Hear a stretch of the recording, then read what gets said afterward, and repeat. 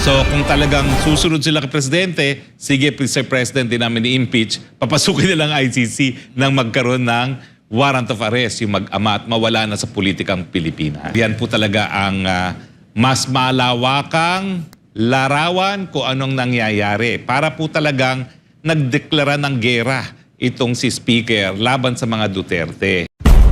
Tumutok lang sa video na ito at kung di pa kayo nakasubscribe sa aking munting channel, isang click lang ng subscribe button at notification bell para updated po kayo sa aking mga content at videos na i-upload ko.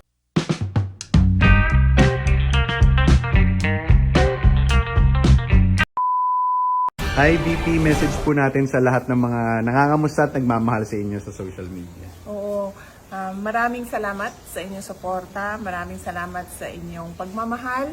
Huwag kayong mag-alala, kayang-kaya ko ito, kayang-kaya nyo rin ang mga pinagdadaanan nyo. Magkaisa tayong lahat. Mahal ko kayo.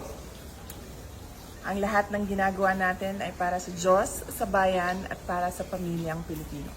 Sa akin naman, wala namang masamang tinapay na ipinakita ang mga Duterte sa kanya until siya ang gumalaw na tinanggal si PGMA bilang isang senior speaker, no? At sa akin naman, hindi naman niya maaalis yun dahil nung kampanya, alam naman niya na dalawa sila ni PGMA ang palaging kasama ni BP Sara bilang chairman ng Lakas, no? Si Speaker nagpapakilala kay BP Sara at si PGMA palagi namin kasama kahit saan man kami mga kampanya, no? Napakahirap gawin yun, dahil ako nga, mas bata ako sa kanila, pagod na pagod ako talaga dun sa kampanya. Bantakin mo sa edad ni PGMA, kasama pa siya kahit saan. So ngayon, ang nakapagtataka is ito nga po, no? Ito yung dahilan kaya ang aking tingin, baka mamaya hindi rin masunod ang PBBM. Kasi nagsalita na talaga si PBBM. Ewan ko kung makikita nyo yung footage na yan, kung meron tayong footage. Tanungin natin dito sa ating mga kasama rito sa SMNI. Sinabi po yan ni PBBM nang ibinasura ng Appeals Chamber yung hinain ng Solgen na dapat hindi nga magtuloy ang investigasyon ng ICC at nabasura po yan. Alam nyo doon sa decision na yon, talaga binatikos ng Appellate Chamber ang OSG kasi mali-mali ang mga pinagagawa. Kaya kung ako'y umiinit pong ulo ko dyan, talaga naman po may dahilan. Nakita po talaga doon. Nako, sa mga susunod na araw, papakita ko sa inyo kung ano sabi ng Appellate Chamber na puro kapalpakan ng OSG na ginawa ron. Kasi alam nyo, to begin with, hindi nila kinwestiyon talaga yung jurisdiction. Yung pinaka-fundamental question is, dahil nagbitiw na ang Pilipinas sa ICC, pwede pa bang magtuloy? Abay, hindi sinagot. At ang sabi lang nila, gumagana hukuman na sa Pilipinas. Pero dalawa po yan Dapat pumayag ang Pilipinas, nagbigay ng kanyang consent, at bukas at gumagana mahukuman.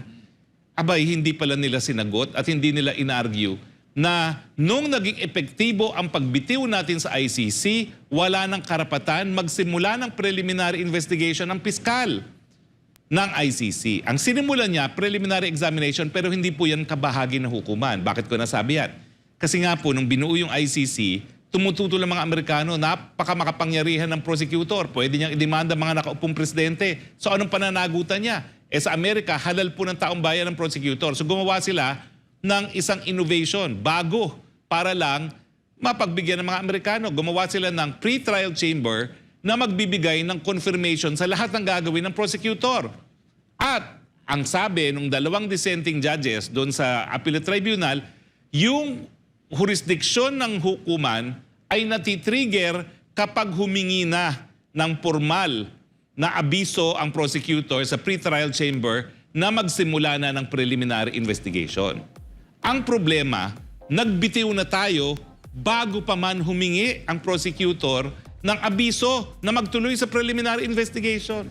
So talagang wala na pong jurisdiction. Pero ang sabi po ng parehong pre-trial chamber at ng appellate chamber doon sa hinain ng OSG, hindi nyo sinabi alam mo talaga, ako naman kasi nasyak Kasi talagang palay-panay ang pulong namin dyan. Ako naman hindi nagbubuhat ng sariling bangko. Pero ako lang naman yung Pilipino na nandyan sa list of counsel ng ICC. Wala naman sa plano namin yung ginawa ni Solgen na biglang nag-file lang kung ano-ano na dapat ang in-issue lang yung issue ng jurisdiction. Wala nang iba dahil umalis na tayo, naging epektibo na yung pag-alis natin bago pa magsimula ng preliminary investigation ang piskal. Pero yan po ngayon ang ginagamit nila. Kasi, ito pong nakakatakot ha, nabasura yung apela ng Pilipinas, ng Solgen, at the same time nakasaad sa Rome Statute, isang beses mo lang po pwede gamitin yung lack of jurisdiction. So ang issue, kaya pa bang gamitin muli ang lack of jurisdiction? Well, ako naman po, hindi ako natatakot dyan. Dahil nung nagsampa naman ng Solgen, wala naman siyang kliyente eh. Ang International Criminal Court, taong linilitis, hindi estado. Pag meron nang nasampahan ng mga akusado dyan, may karapatan sila ngayon pumunta sa pre-trial chamber at questionin ang jurisdiction. Ako, hindi ako lalabas bilang tinalaga ng abogado ni Presidente sa ICC. Hindi ako lalabas dun sa issue ng jurisdiction dahil malinaw po yan. Bumitiw na tayo bago nagsimula ng preliminary investigation ang prosecutor. Ang sinimulan lang nila habang tayo po ay miyembro pa ng ICC, preliminary examination, baliwala po yun. Kasi yun, hindi pa talaga kabahagi ng proseso sa ICC. Ulitin ko po, dahil nga sa objection ng Amerika, nagkaroon sila ng pre-trial chamber confirmation. So yung jurisdiction talaga ng hukuman, nagsimula lamang yung trigger. Dalawa po kasi yan eh. Jurisdiction para litisin ng krimen at saka yung trigger kung anong tatanggapin ng hukuman. Dapat yun, miyembro pa ang Pilipinas. At yung mga panahon na yun, hindi rin po miyembro. Pero nakakalungkot po ngayon kasi binabasa ko yung desisyon, talaga namang paulit-ulit na binatikos ang Solgen. Bakit kasi hindi mo inargue yan? Ay nako, pero yun nga po nakakatakot. Sabi nila, minsan lang pwedeng gamitin yung lack of jurisdiction. Pero sa akin naman, kapag pinangalanan ng mga akusado, ang mga akusado ay may karapatan na magsabi na walang jurisdiction at hindi yan po pwedeng ipagkait. Ako naman sa mulat mula, ang sinasabi ko, ang tamang panahon para ilabas yan ay doon nga kapag meron ng mga akusado. Dahil wala namang personalidad ang Solgen meanwhile. Dapat yan yung ambahador lang ang nagpipirma-pirma dyan bilang kasapi ng ICC. No? Pero ang resolution pong yan, ang timing suspect. Baka yan ang katugunan nila doon sa utos na presidenteng huwag niyong ituloy ang impeachment kay Sara. Paservan niyo na lang na warrant of arrest. Siguro ang sabi ng kabilang kampo. Di po kayo magsasucceed. Dahil gagawin kong lahat ng aking makakaya bilang abogado ng ICC para po matupad ang ating pinirmahan sa ICC na papayag lamang tayo na ang ICC ay magkakaroon ng jurisdiction as a court of last resort. Lahat po ng demanda dapat dito muna sa Pilipinas sinasampa.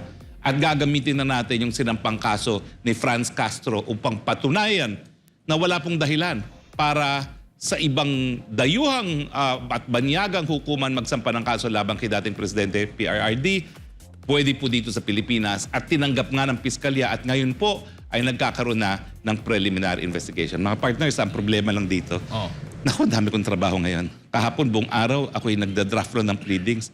Alam nyo, ang tagal ko nang hindi nagda-draft ng pleadings. Talaga naman yung 4 na taon o 5 taon na ako'y nasa politika, nabobo ako. Sa naging balita na ito, ano ang iyong magiging opinyon? Komento mo lang sa ibaba at huwag kalimutang mag-subscribe at i-like ang aking video.